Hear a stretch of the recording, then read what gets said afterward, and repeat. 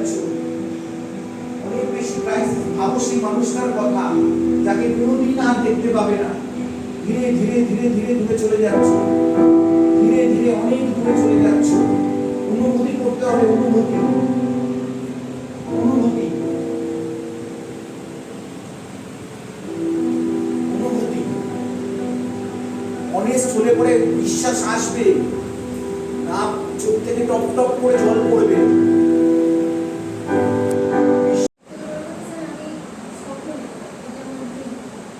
আমি অ্যাক্ট্রেস হব। অ্যাক্ট্রেস হতে গেলে তো অনেক কাঠখড় পোড়াতে হবে, বাবা মা তুমি রাজি।